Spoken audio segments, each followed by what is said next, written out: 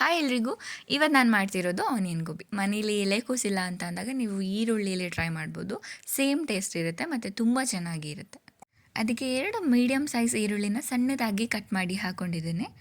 2 spoon ಮೈದಾ ಹಿಟ್ಟು, 1.5 spoon cornflour, ಖಾರಕ್ಕೆ ತಕ್ಕಷ್ಟು ಅಚ್ಚ ಖಾರದ ಪುಡಿ ಮತ್ತು ರುಚಿಗೆ ತಕ್ಕಷ್ಟು ಉಪ್ಪನ್ನ ಆ್ಯಡ್ ಮಾಡ್ಕೊಂಡಿದ್ದೀನಿ.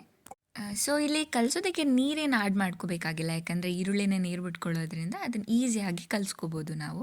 ಅದಾದ ನಂತರ ಎಣ್ಣೆಯಲ್ಲಿ ಡೀಪ್ ಫ್ರೈ ಮಾಡಿ ಎತ್ತಿಟ್ಕೋಬೇಕು. ಅದೇ ಬಾಣಲಿಯಲ್ಲಿ ನಾನು 1 ಸ್ಪೂನ್ ಎಣ್ಣೆನ ಆ್ಯಡ್ ಮಾಡಿ ಸ್ವಲ್ಪ ಈರುಳ್ಳಿ, ಸ್ವಲ್ಪ ದಪ್ಪ ಮೆಣಸಿನ್ಕಾಯಿ ಹಾಗೆ ಫ್ರೈ ಮಾಡ್ಕೊಂಡಿರೋಂಥ ಗೋಬಿನ ಆ್ಯಡ್ ಮಾಡಿಕೊಂಡು ಸ್ವಲ್ಪ ಫ್ರೈ ಮಾಡ್ಕೋಬೇಕು.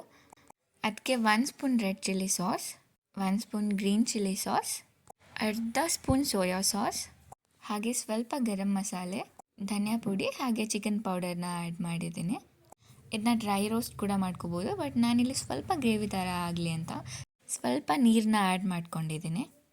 ಅದನ್ನ 2ರಿಂದ 3 ನಿಮಿಷ ರೋಸ್ಟ್ ಮಾಡಿ ಅದಕ್ಕೆ ಈರುಳ್ಳಿ ಮತ್ತು ಕೊತ್ತಂಬರಿ ಸೊಪ್ಪನ್ನ ಗಾರ್ನಿಷ್ ಮಾಡಿದರೆ ಆಯಿತು, ಆನಿಯನ್ ಗೋಬಿ ಇಸ್ ರೆಡಿ.